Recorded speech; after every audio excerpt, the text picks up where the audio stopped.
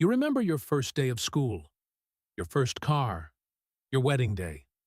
Events from decades ago, crystal clear, like they happened last week. But something someone told you last Tuesday? Gone. And here's what most people assume.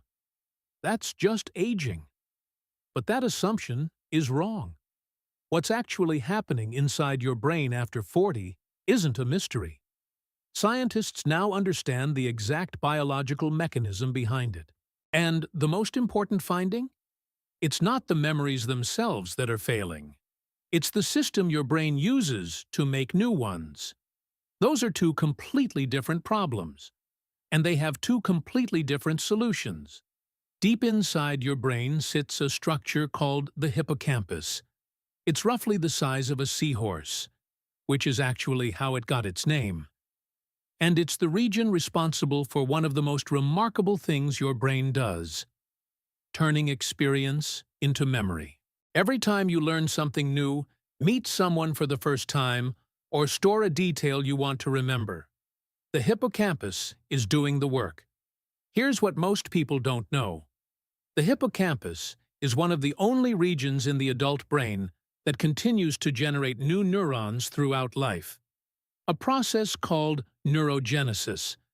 And those new neurons are not just extras. They integrate into hippocampal circuits essential for memory formation, spatial learning, and cognitive processing. They are the infrastructure of memory itself.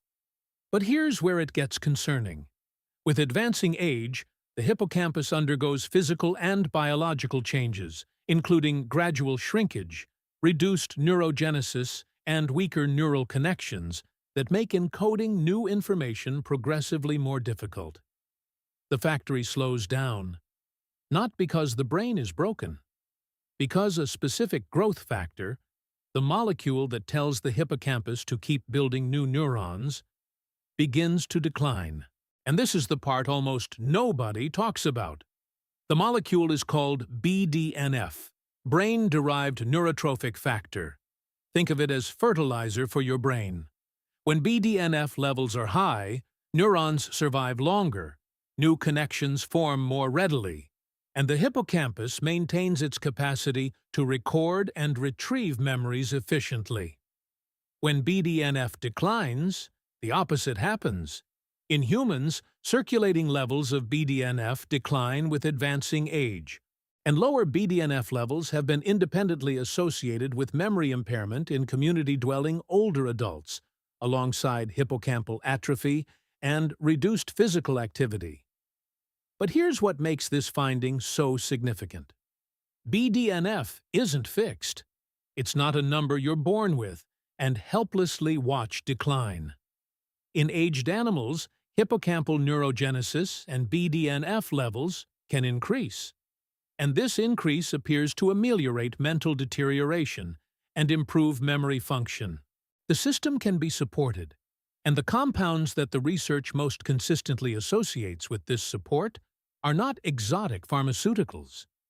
They're compounds that have been studied for decades and are now understood at a mechanistic level. But here's where most people get it completely wrong. They treat memory decline as a neurotransmitter problem. More acetylcholine, more choline, more brain fuel. And while acetylcholine absolutely matters, the deeper issue is structural. It's not just about the signals, it's about the neurons those signals are supposed to travel through.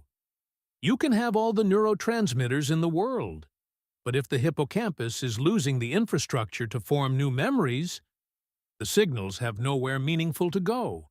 So what supports this system? The research converges on several compounds consistently. The first is Bacopa Monnieri. Research has shown that Bacopa Monnieri promotes hippocampal neurogenesis by elevating BDNF levels in the brain, while simultaneously protecting neurons from oxidative stress and improving synaptic transmission. This is not a compound that masks symptoms. It works at the level where memory is actually built. The second is Citicoline, specifically in its cognizin form. Citicoline provides the raw material for rebuilding and maintaining neuronal membranes, while simultaneously supporting acetylcholine, the neurotransmitter critical for focus and memory recall. In clinical trials with older adults experiencing age-related cognitive changes, Citicoline showed improvements in memory, attention, and verbal recall, structural support, and neurotransmitter support simultaneously. The third piece is phosphatidylserine, a phospholipid that forms a critical component of every brain cell membrane. Research has associated it with supporting cognitive function and memory in aging adults, particularly the kind of quick, flexible recall that tends to decline first.